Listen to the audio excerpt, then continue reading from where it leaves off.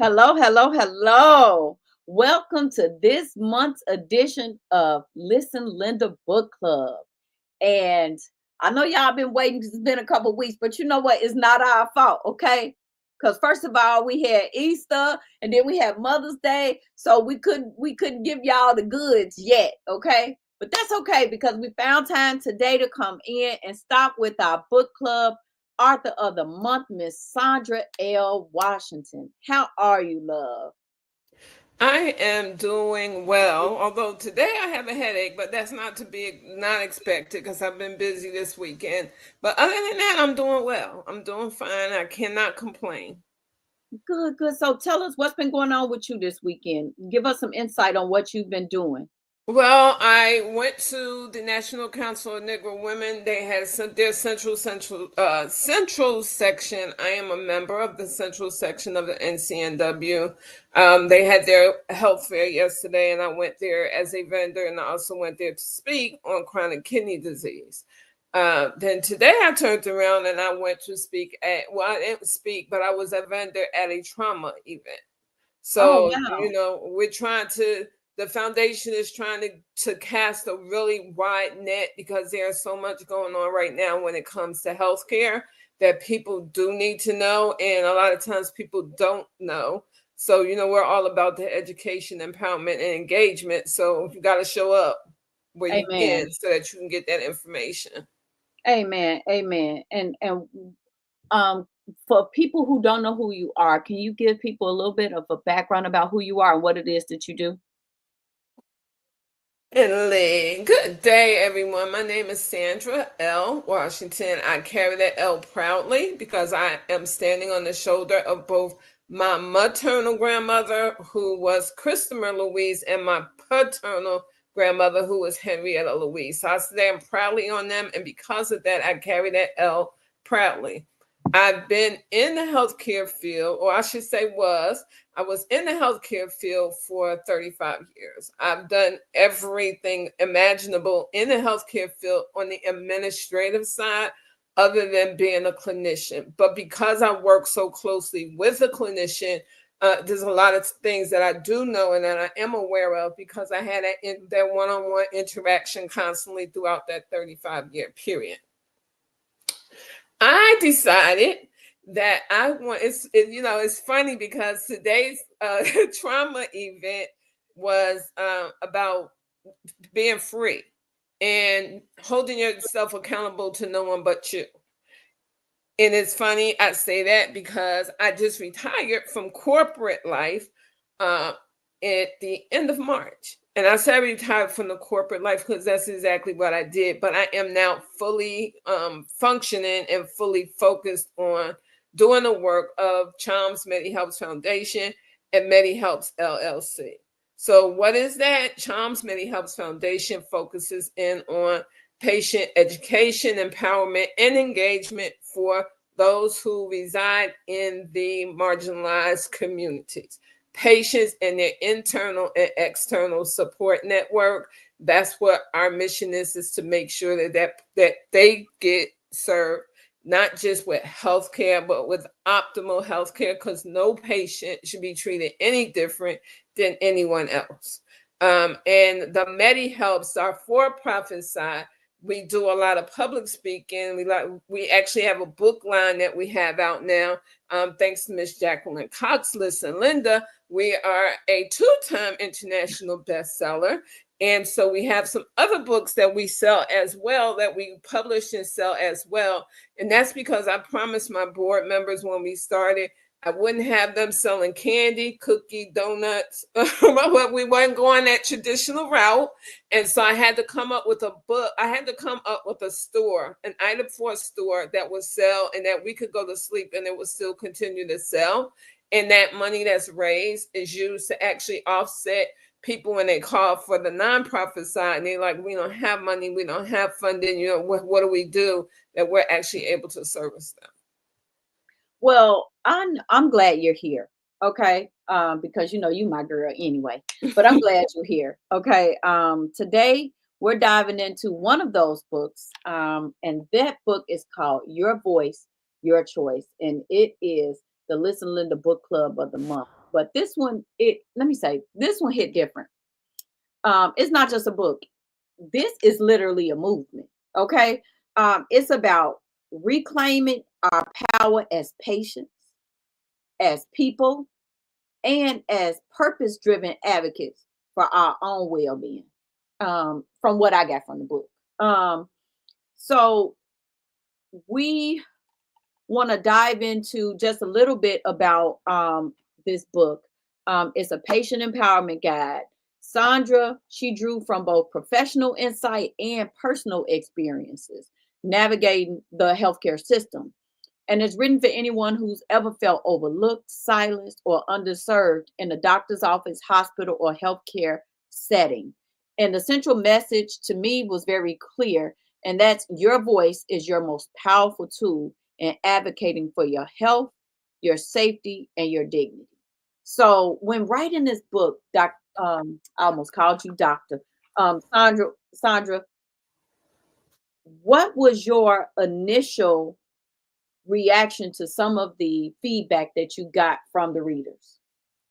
Some of the people that did read the have read the book are like, wow, we didn't know this, that this stuff is going on. And they don't, right? They really don't know. And so to take it back a step or two, the book was written, the backdrop of that book was COVID. And the story, as I tell it, is laid out in the diary form so that readers can actually take a look. And as they're looking, they're seeing exactly what I'm telling them that they should be doing. Many people, I'll give you an example. Many people do not know that often it's not the doctor, but it's the pharmacist who knows what medications you should be on, what's not interacting, what's not working for you.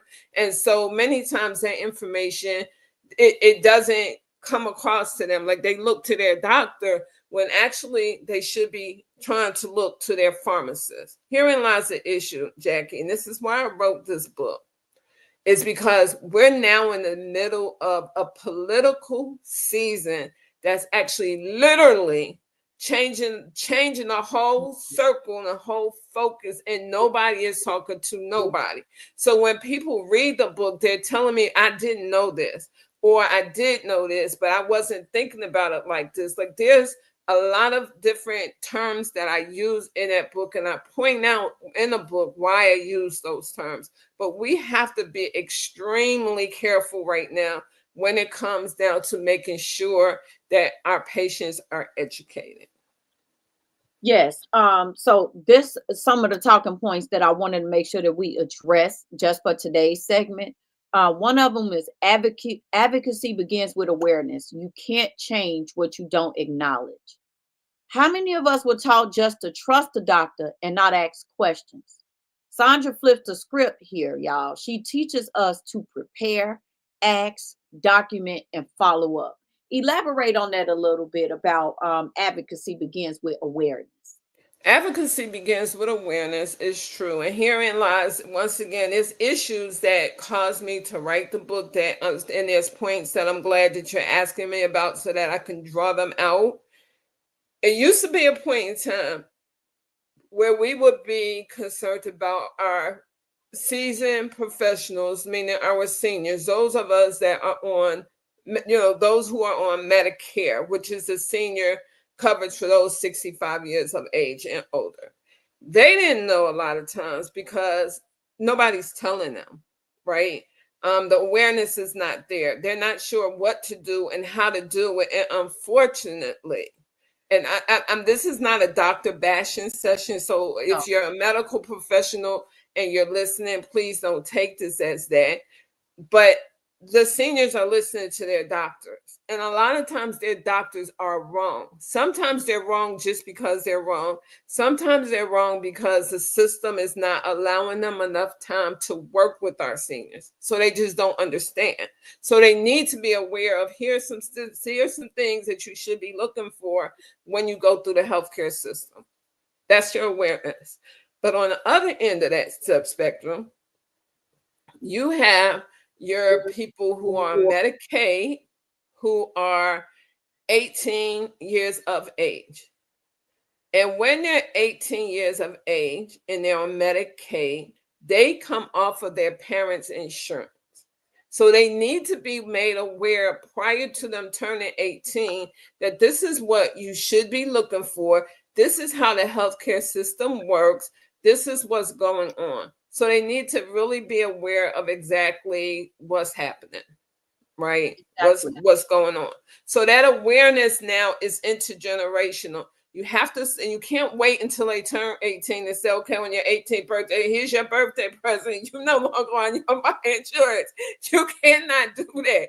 You gotta like start catching them when they like 16, 17, and talking to them in terms that they understand so that they know. I'll give you a really good example of what I'm speaking of. My son was put in a hospital, and I'm not going to tell all of his business, but he was in a hospital. He needed medication. The medication that they had at this particular hospital, they didn't have his medicine at the hospital. So what they tried to do was they tried to give him expired medication. Mm-mm. And I knew it was expired because as an advocate, I'm trained to look for these certain things. So I told his wife, his ex-wife, I told her, go home and get what he needs and bring it to him. They said he can't take this. Watch this. Give him medicine. But we ain't taking the expired medication. I was Now, just had gonna I say, not what have was been that aware, at the hospital over there, right off Holster. You know which one I'm trying to say, but you know the one. no, Okay. this hospital is in one of our Chicago suburbs. And it's supposed to be a very good hospital. No. Um, it's supposed to be a very good hospital. Mm. Now, like I said, if I hadn't have looked, I wouldn't have known. But I did look. Yeah, And no, you I can't be actually national had expired we actually medication. and then I told his ex-wife, I was like, you know what, this is what you do. File a complaint. So Yeah. the minute she filed a complaint, the head of the nursing department and everybody else was in his room trying to figure out what was going on. But and he was younger. He fell into that younger generation. Who Well, didn't these know? things are going to happen if they don't know. So they have to be aware. Yeah, absolutely. Now this book, we're gonna get into the second key point that I have here, which is medical racism and implicit bias. This book don't shy away from that, y'all. It don't shy away from talking about how black and brown patients are often ignored or mistreated. This was my favorite. I got some stories, child. I could write you another book. Uh, especially dealing with like my husband. I think I had told you about. Did I tell you about that time that my husband went in to get a toenail, ingrown toenail removed, and they had it on the chart that they were supposed to amputate his finger. Yeah, I believe you. Yeah, and if we had we had went to complain because we had been waiting so long for surgery, so we really went to the front desk to see what was going on, and then they said, "Well, let's do just check. So you here to get your left pinky amputated?" We said, "Excuse me." Well, no, that's not what. Well, that's what they got. If they had took him on time. And this was, yes, I mean, this was at the VA, a veteran. This was at the VA. If if they had took him on time, he wouldn't have had a finger. He'd have had 9 fingers. Yeah, So, it happens, and it happens all the time, and it happens a lot to us. And when I say us, the marginalized community, it happens to because we fail to realize that this here, our throat, our voice is the most powerful tool we have. And so if we don't use it, things like what you just explained with your husband, what is the story I just told you about my son? There are other stories just like that. I lost two sisters for the very same reason because nobody is listening and nobody's paying attention and nobody's talking up because heck, they don't know what to say. Well, that's where Charms MediHelp steps in, and that's where my book steps in, is actually teaching them what to say. and I wish that I had this book growing up because you know what? I was experiencing thyroid issues for a long time. Right after I had my son, I was drowsy, I was sleepy, I was irritated. My bones and stuff was ache. I didn't know what was going on with me. My hair was getting thin, and I was called lazy. I don't want to do nothing because I'm always tired. Why is she always sleeping? And those are signs of something going on with your thyroid. And so I had a lump in my neck. It was literally the size of a golf ball, and it was sitting right here. And I remember I was dating my husband at the time, and I got real sick, and he had took me to the doctor for one thing, but the doctor couldn't keep her at off of my throat. Now I had been to my PCP over there in Chicago and Hamlin Medical Center. She gone now. Her name is Dr. Shaw, and I had been going to her for years since I was a little girl, right? And she took my blood. She did basic samples, and oh, there's nothing wrong with your thyroid. There's nothing. All your thyroid levels are good. But when I went there and they saw that lump, they tested it, and then they end up doing a biopsy. Come to find out that I was having thyroid, and it was a cyst. It turned into like a cyst. And so they went in to cut it out. And I told them then, I said, well, just take the whole thing out. And the doctor's like, no, we want to save it, because they couldn't get like a conclusive of what it was, if it was cancerous or not. So they went in, they did a left thyroidectomy, right? You see the scar still there at the 14 year scar still there. So they did a left thyroidectomy. And once they did the left thyroidectomy, Sandra, I think I was in recovery for like 2 weeks. I went back to work, right? Because I'm a single parent at this point, right? So I had to go back to work.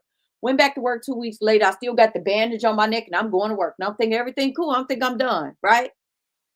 They called me. I was coming down State Street, finna get ready to hop on at Congress. You know how like you make that left at Congress? Mm-hmm. And I'm finna I will never forget this because I was in my 1998 Ford Escort, rusty Escort. I'll never forget it. And I got the call from the doctor, and they say, we need you to sit down. I said, I'm driving. What's going on? So then they get my doctor. So we got to get Dr. So-and-so on the phone. So they get Dr. So-and-so, because I'm not going to say who it was. They get Dr. So-and-so. He said, I need you to pull over. And I'm trying to figure like what's going on. So I pull over, and he say, well, we did the testing, and it come out that it's cancerous. So we need you to come in as soon as possible to open the wound back up, take the stitches out, and do another surgery and remove the other half. I say, you got to be crazy. Man, didn't I tell you to remove the whole thing and just get it over with at one time? So anyway, I went back. I bought the man another Benz or diamonds for his wife or whatever with that surgery, because I went back in. They did a whole nother surgery. They left a half a centimeter on each side to save my vocal cords, right? Lymph nodes still come back to this day. I still have to go in for radioactive iodine treatments. I'm on a high dose of levothyroxine, which is I'm at 300. So I take a 200 pill and a 100 pill. And my level's still always out of whack. They still have not figured it out almost 14 years later. So well, this is my question to you. When you initially went to the doctor, did you go to a specialist, or yes, did you went to a when specialist? I initially went and they did the biopsy, I was in the ER. Because I went in for one thing, but the doctor wouldn't let me leave till she figured out why I had a knot the size of an Adam's apple in my throat. She couldn't understand it. She knew I was a woman, and I could literally do this with it. So she was freaked out. She was like, no, we got to figure out what's going on. So then she scheduled me for a biopsy, another biopsy with an ENT, with an ear, nose, and throat specialist. And once he did the biopsy, and he was the one who did my surgery. So a specialist, a surgeon and a specialist did my surgery. And he did both surgeries, and he was amazing. But I don't blame them. They caught it. They told me what it was. Right. It was my PCP.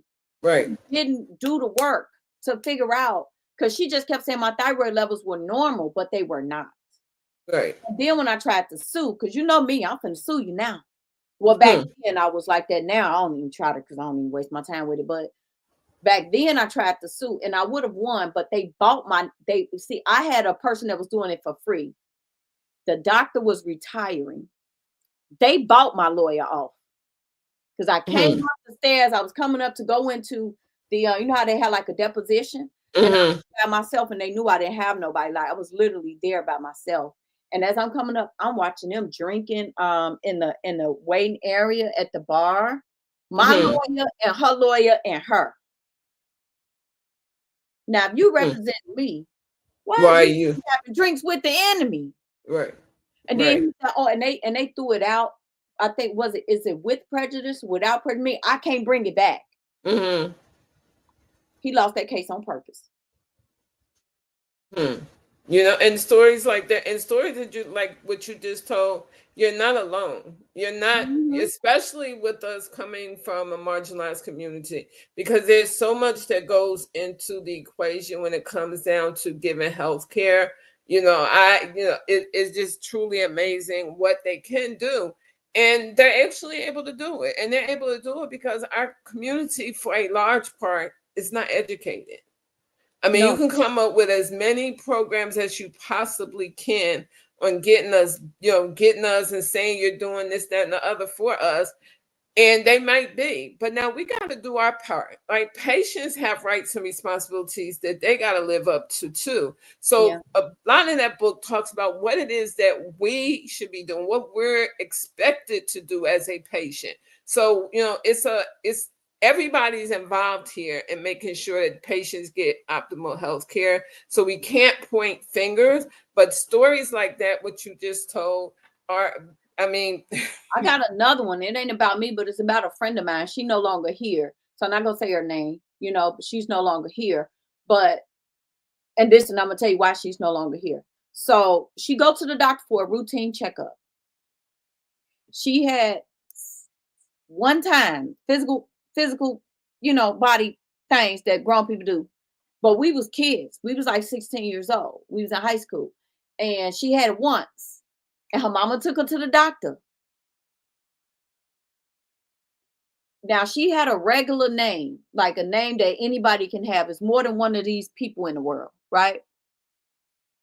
She go to the doctor. They call her mama and they tell her and her mama that she got herpes. hmm. She went crazy. Like she lost it and she ended up committing suicide. Only for them to come back and tell the mama, not even a month after she committed suicide, the nurse called and said they switched it was a different person with the same name. Different birthdays, different people, but the same name. So y'all called the wrong person and gave the results, and that girl thought she had to live with that, and she killed herself. And the mama never pursued like lawsuits or anything like that. But it was just like it was crazy because little mistakes like that where they think don't matter, you know. It Only does matter person to a we patient. I sorry. mean, and one of the words that one of the terms that I cover in the book is misdiagnosis and delayed diagnosis. And many people do not know what a misdiagnosis is. They don't know what a delayed diagnosis is, and they don't know that those two words right there are very often the cause of someone losing their life. Yes, yes, yes. I agree 100%. And you know, that's why I said this book is so important because if people knew the things that you talk about in this book, we are conditioned growing up, especially in underserved communities where we feel like the doctor is the authoritative figure. And the doctor is not. The doctor is paid to serve you. Your insurance paid very well for them to serve you. You are the authoritative figure. And you speak on that a lot in this book, how we have dominion in that setting, but we have not been taught that. We've been conditioned to think that that the doctor knows best or the doctor is White woman, always we have the white coat syndrome, and I try to explain that to as many people and organizations as I can.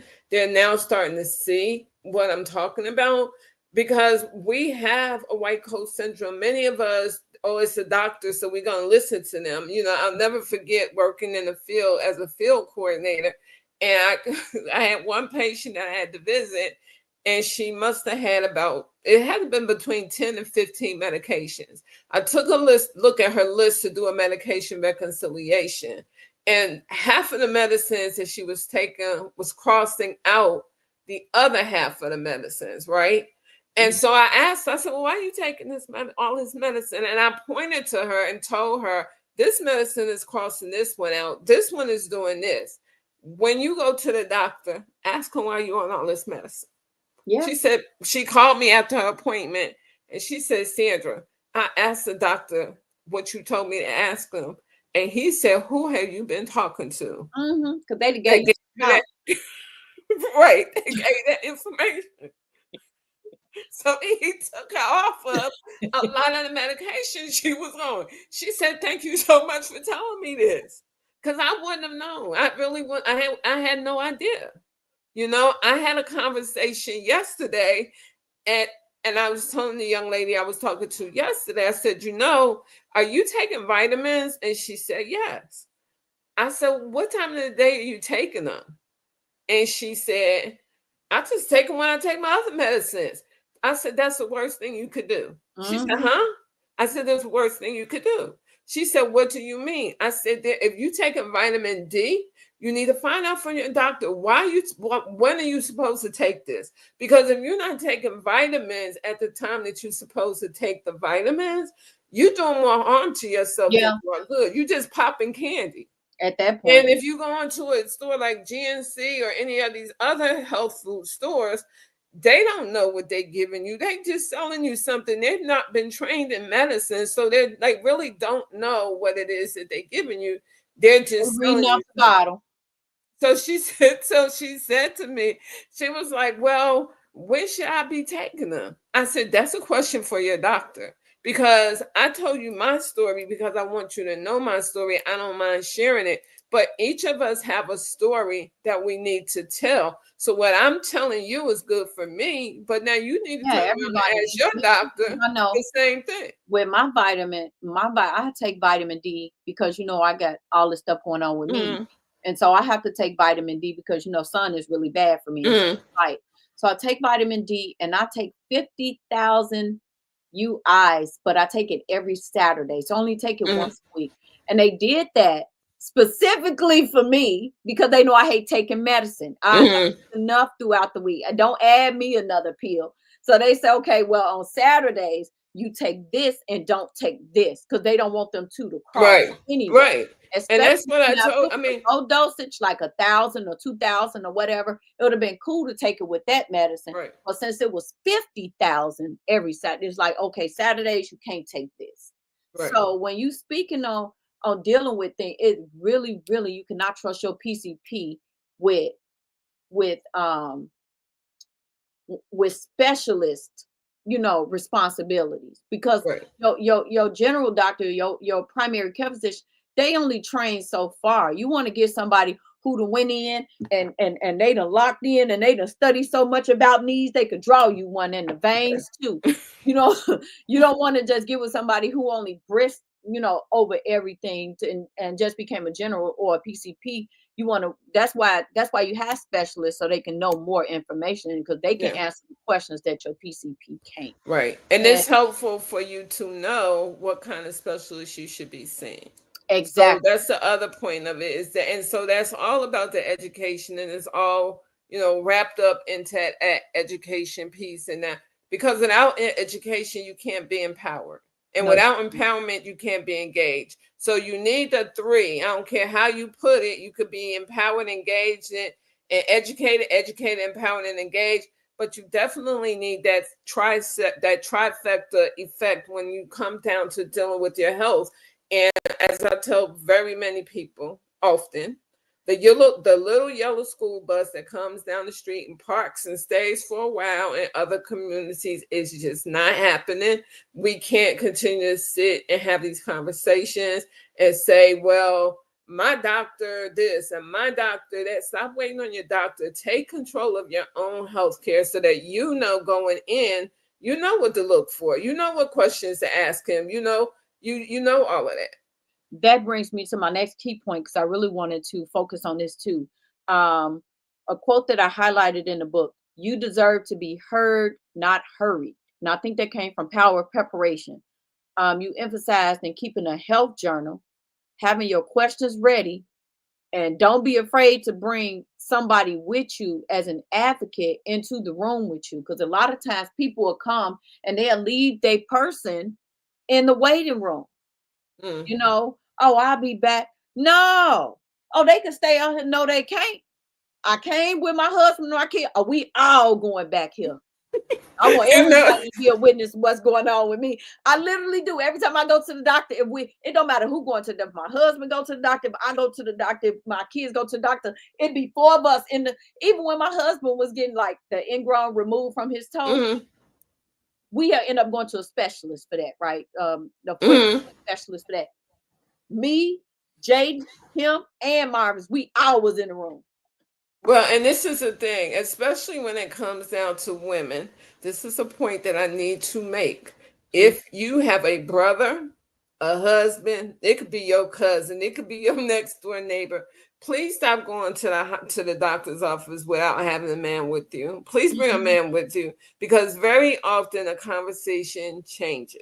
When it's a woman, they can tell us anything and okay, they're gonna go on with their business. When it's a man with you, a lot of times, not all the time, but a lot of times we as women, we get treated at a whole nother level because they know that there's somebody there for us and with us that we can talk to and get things straight with.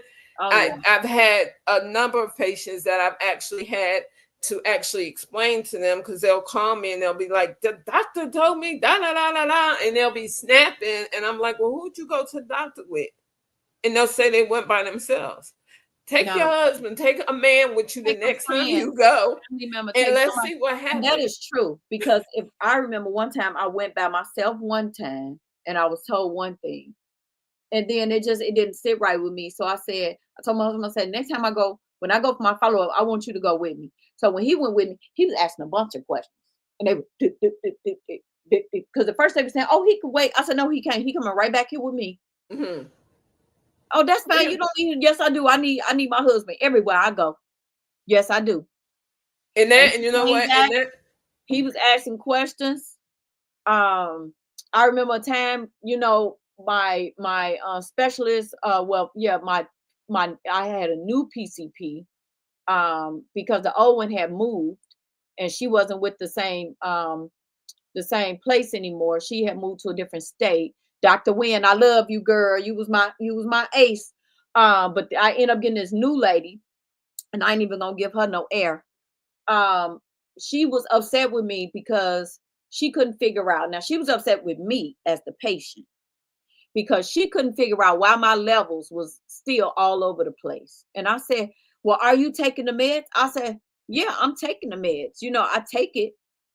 I take it like I'm supposed to take it, especially my thyroid meds. Like the rest of the other little stuff, like temazepam and stuff like that, I don't have to take that. But I know for a fact my lupus meds, my thyroid meds, I take those. Okay, and sometimes I take my vitamin D. I ain't gonna lie, but I don't take that all the time. Sometimes I take that, but my lupus meds, my thyroid meds, I take.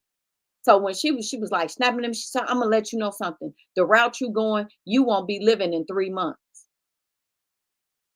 That's when I went by myself. And my husband was in the now he was always there, but he was just like mm-hmm. downstairs in the car. And I left out of there and I was in tears and I was upset because we like you say, the Mm-hmm. white coat Right, syndrome. So she telling me this, so it gotta be true. So I'm right, like, I'm finna meet my maker. God ain't ready for me yet.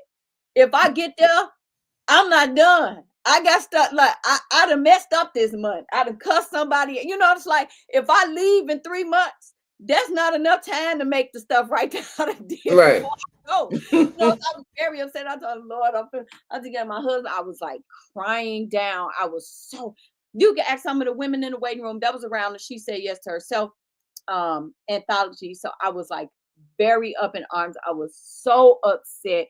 I was calling Laquita and Carolyn and everybody, and I couldn't understand why I was gonna die. And I was just telling them, they was like, "Girl, you ain't gonna die." I said, "But the doctor told me I got 3 months to live," and I couldn't understand it. Somebody when I have thyroid cancer, I have fibromyalgia, I have lupus, I got all this stuff going on with me. I was very upset. So My husband said, she said, what? She said, what? So he went upstairs. He said, you stay in the car. He said they would not allow him to speak to the doctor on behalf of me. The doctor wouldn't come out. So when I came in for my follow-up, he was with me. She refused to see me. She refused to fill my meds. They made us leave. And I ended up contacting the manager over like the whole hospital, over like all the doctors and stuff. Mm-hmm. And they sent me a letter, not even a couple weeks after that, because I sent her a long email. Because that was like poor bedside. I had never heard of the term bedside manner. I had never heard the term of none of that stuff. But Carolyn was the one that said, no, that's not proper bedside manner. You need to blah, blah, blah. She was giving this before I met you. Carolyn was giving me the information on what to say. And so when I called and I wrote the email like Carolyn told me to, and I went and they sent me a letter in the mail 2 weeks later saying that she was no longer working there, that she was no longer practicing medicine there, and I can feel safe because I wasn't safe at that point. I was like, you could feel safe to come back. I think they were scared of a lawsuit, but me at the age that I am, I don't even deal with lawsuits. I just like I Well, just I bring that up in the book, and I talk yes, you do. about I was gonna how talk about that, but I'm glad you spoke on that. And I talk about how when I was in the hospital with COVID, I had the worst bedside manner ever. The doctor didn't even look me in my face. She just said what she said and flipped me over. And as soon as she left out that room, as sick as I was, I called the nurse station. As sick as I was. One thing about it, and people have to realize this because this is another issue that I come across a lot of times, is this. We get bad service and we don't open up our mouths. Many of us don't open up our mouths and say a thing about the service that we receive, right? What do you think, for those of you that are listening, what do you think happens when you leave that doctor's office and you've got the worst treatment ever? And sometimes doctors have bad days. They're humans. We talked about doing that one of the podcasts we had. Doctors are humans, so perhaps they had a bad day. You don't know that, and you don't deserve to be treated as if you're anything less than human. Mm-hmm. You have a right to call and place a complaint against that doctor and let him or her explain themselves. If they're in the wrong, a lot of times they'll find the time to either send you a thing through the portal or call you and say, hey, I'm sorry, I was having a bad day. But a lot of times when that's not the case, if you don't report it, what do you think is going to happen to the next person after you or the next person after you? And then what's going to happen when you go back the next time? Hey, you accepted that treatment the first time. Why would they Mm-hmm. think that they're supposed to act any different? Everybody has to learn how to use their voice and to speak up. We just really have to. And that's not to force a complaint. It's not to say, hey, I'm just going to complain, because we don't want you to do that, because there's a lot of doctors out there that serve from their heart. They really are, and we so I got appreciate some those real doctors. good doctors. So My I agree. primary care doctor and my nephrologist and my endocrinologist right now, I wouldn't trade them for anything That's in how I the feel about world. my rheumatologist, how I feel about my ENT, my endocrinologist, and that's how I feel about my new PCP, Anthony Francis. What's up, my man? He's so cold. He don't care what's going on. He told me, he said, if I don't have an appointment and you don't see availability, he said, make it a telecommunication call, The telehealth. a telehealth call. He said, call me on the eHealth. He said, call me on eHealth. He said, or send me a message. All my people said, if you can't get in, send us a message. Right. Send us a message because we want to make sure that you're okay. Because a lot of times I had the wrong type of doctors. I got a comment here from Myra because she can't come on the screen for some reason.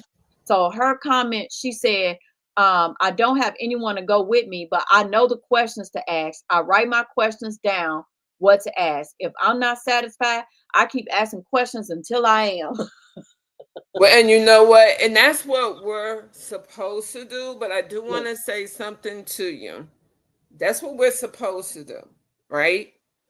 There's two differences. One, when we go in for a routine physical, be going for a routine physical and we got questions to ask, what's going to happen is that visit is going to become an office visit, because during routine visits, you're really not supposed to be asking questions. You're there to get checked up and sent on your way. So if you schedule a routine visit and you're in there asking them questions, they're going to attach a diagnosis code to that visit, and it's then going to become payable by you. So when you're making appointments, and this goes for everyone, when you're making an appointment for a routine physical, you don't ask any questions. If they say something wrong with you, no, ain't nothing wrong with me. Go out and make another appointment, schedule visit, because you will be charged an office visit for that day. Because even though you said it was routine, you went in there and they asked you what was wrong, and you said, oh, my head hurt or my back hurt. It takes it off the board. It wipes that routine visit out. That's the first thing you need to know about asking questions. The next thing that you need to know about asking questions is this. Please check with your provider's office to make sure that there is no charge for you using telehealth. Because now, and this has been going on for quite some time, they're actually charging you to use telehealth. So you're now getting bills, and it's not across the board, but you're now getting bills for telehealth visits that you, or visits that you, not so much telehealth visits, but like using your portal to send a doctor a message. You very often will get a charge for that. And they actually, and that's what they've been doing for the last couple of years. So please be careful. But Myra, I am certainly proud of the fact that you write your questions down and you ask them, and you keep asking them. But ask them while you're in the office during a regular visit and not a routine physical, because that turns your routine physical into a regular office visit. Absolutely. Absolutely. Now, I don't want to get too much of the book. I think we didn't get, I tried to get halfway through the book this time, but not just really just like the actual book, but just key points from the book, because, you know, we can read the book a million miles, but when I was going through it, I wanted to make sure that we really spoke on the importance of using your voice and your tool, as your voice is your tool. So I wanted to kind of leave some of it for the next week, because the book is not really big. It's not a No, lot. it's not. Yeah. It's small. So we didn't get through half of the content in the book for today. We're gonna wrap up. Before I let you close it out, I do want to say, because I made a closing statement, y'all. This time I'm getting good at this, y'all. I really am. So I did write a closing statement.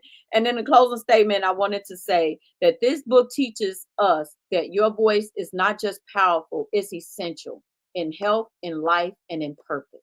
And we don't have to wait until things go wrong to find our voice. We can use it now. And that's why what your voice, your tool is all about: standing up, speaking out, and staying informed. I would like for you to leave the audience with just a few more nuggets before you go, and then tell people how they can get in contact with you and how they can purchase the book. Well, certainly. And my one nugget is this: once again, your voice, your tool. Learn how to use your tools the same way you use all your other tools, but the most important tool that you will ever own is your tool. So speak up, speak loud. And I'm not telling you to go into your doctor's office and be egotistical and yelling and screaming like you don't have good sense. But I'm telling you to speak loud enough for them to hear you and to understand what it is you're telling them. If you're telling them, well, doc, I don't like this medication because this is what this does to me, and they're like, well, I'm putting you on it anyway, then you need to say it in a different way so that they understand that you're not being non-compliant. You're just not taking it, because medication errors is something else I also talk about in the book. But medication errors is another one of our big, big problems that we have. So we have to use our voice in order to be able to get the best optimal health care that we can get. And once again, and be engaged, empowered, and educated in your own healthcare journey. Now, what I will say is this, and I will close out with this. we just started, Charms Medi Helps just started our podcast. So our next podcast, which is tomorrow, which is May 19th, will be held at 11 o'clock 11 Eastern a.m. time, Mm. and it's on trauma. And if I were you, I would No, make ma'am. It's sure 11 that o'clock if Central Standard Time. right, Central Standard Time, it's 11 o'clock Central Standard Time. If I was you, I would make sure that if you can't hear it because plenty of people work, like I said earlier, not to brag, but my 35-year career as far as a career worker is over. But it will be on, it will be, will be video, it'll be streamed. You need to hear this story. You have to, it's a must, that you hear this story, this trauma story. Why am I doing trauma tomorrow? Because I'm covering, the podcast is all about patient experience. Because like I stated earlier, if we don't talk about it, what's going to happen is it's going to get worse. It's not going to get better. And I tell people all the time, I used to literally beg, why are they not asking patients to come to the table and to hear our voices? I've gotten tired of asking. So I've created our own table. Let them come to us. Mm-hmm. To find out what it is that we need and what it is that we're looking for in them to be able to deliver to us. So tomorrow's podcast will be on trauma. Please try to, either see it live or catch it during the streaming. Where can they purchase the book? And we ask that you purchase Your Voice, Your Tool. We ask that you purchase it on our website, which is www.medihelps.com. We ask you to purchase it on our website because unlike a lot of, we had to think outside the box. Let me just put it like that. I could have had my board members, myself and my board members selling candy, cookies, potato chips, unhealthy stuff, but our mission is all about health and all about optimal health. So to keep it on that same frame, we actually introduced our own publishing. So we've gotten books that we have published that we ask that people buy off of our website. If you're like, I ain't buying that book off the website, I'm going to Amazon. Go to Amazon, purchase the book. We really are not shy about you purchasing the book off of Amazon. It's just that there are fees attached. So the money that could be used to help patients is not being used to help patients because Amazon is getting a cut. Oh, they getting a 60% cut. You go to Amazon. I remember, let me just throw that in there, okay? Because I published a book. I published a magazine at $29.99, and my kickback from that was $2.67. Okay, so that's all they gave me. Okay, so right. Let's be clear. If her book is $20 or $25, how much is your book? $30, $25? That book is $25. Yeah, so if her book is $25, I promise you, she ain't gonna get nothing about $1.67 off of it, and they gonna keep the rest. And what can she do with $1.67?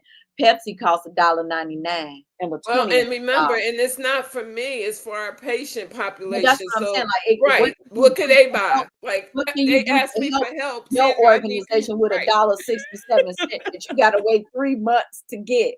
Like, let's be clear. Like, look, that's why we got it scrolling at the bottom of the screen, because we don't want no confusion about where you need to buy this book from, or well, you could donate to keep Sandra doing what she's doing. I think what you're doing is an amazing.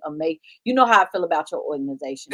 You know how I feel about your organization. You know, I love Charms Medi Helps and just your mission and everything that you are out doing. And she don't just do it in Chicago, you guys. This lady travels nationwide to get the message out there and to help patients to advocate for themselves.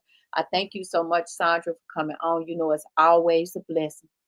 Thank you. And I'm talking to you. And because you're going to teach me something throughout the day. Something. Myra say, yes, that's true. I went for my hip and I needed my shoulder looked at, and I had to make a separate appointment for my shoulder. They only give 30 minutes per problem. To me, they told me at my doctor, Myra, at least you get 30 minutes per problem. They told me one visit, one problem. If you want to talk about something else, you need to schedule another visit. And it actually depends on what if you're a new patient versus an established patient, so there are some that go extend past the 30 minutes to maybe 45 minutes, but you got to remember within that time that they're supposed to be checking you. If you got questions, they ask some questions within 45, whatever ain't done within 30, 40, 15, 30, 45 minutes, whatever ain't done ain't getting done. Mm-hmm. It's just that simple. They're going to exit you right It's on out gonna that be door. one problem.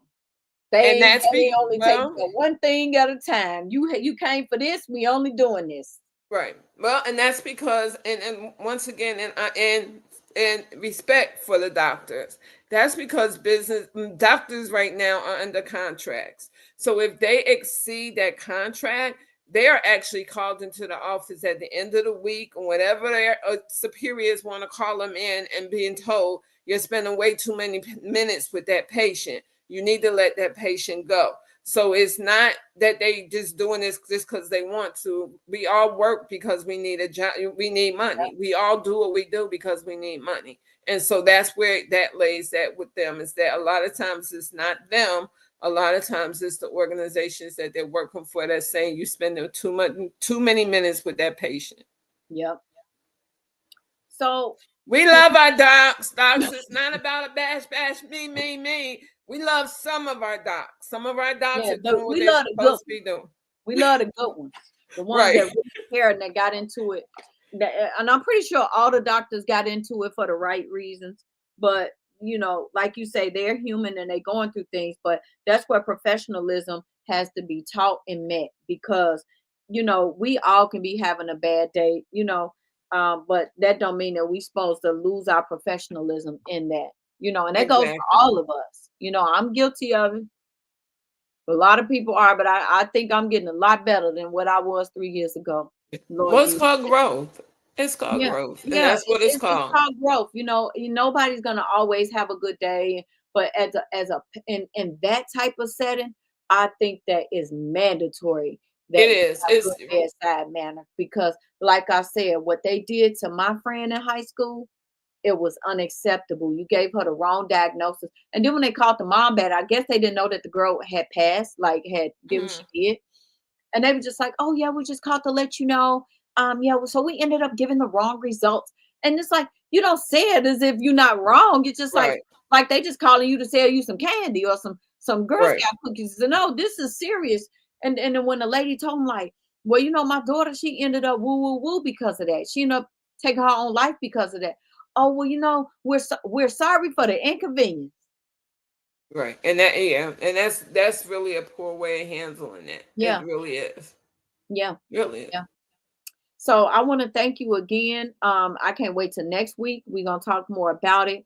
I will be, of course, tuning in tomorrow at 11 o'clock Central Standard Time. You guys, getting prepared for Chom's. Well, what is this? Sandra L. Live, or Live with Sandra L. Speaking with Sandra. Speaking with Sandra L. Speaking with Sandra L. Because I thought it was Sandra L. Live. So So we've been speaking with having, Sandra L. we've been having some really good conversations. Yes, you Speaking with have. Sandra. Yes, you have. I've been tuned in, y'all, every week, every time she got. I cannot wait to watch. So I want to make sure that you guys are tuning in. My friend Elena Maria will be on tomorrow. Elena Maria is a author, writer, actress, singer, songwriter, poet. You name it, she can do it. And Yes, she and will that be on, and she will be speaking with her personal experiences of trauma. So I cannot wait. I know it's going to be a great show. I appreciate you, Sandra, once again. And before we leave, the guest always prays us out. So can you pray us out, love? Heaven, I'm sure I can. Heavenly Father, thank you so much for giving me this opportunity to put out the words that you want to make sure that your people hear in reference to keeping themselves healthy and safe in this environment. Thank you so much for allowing Jacqueline Cox, aka Listen Linda, to invite me onto this stage and have me come in and share that story that you want to make sure that your people remain healthy and they remain safe at all times. Thank you again for this opportunity, and please continue to watch over us and watch over our viewers as they go day by day, living their life to the fullest that they can live it. These things I ask of you, and I pray that you once again continue to watch over all of us. In Jesus' name, amen. Amen. Amen. Have a good night, guys. All right, and thank you. You're welcome.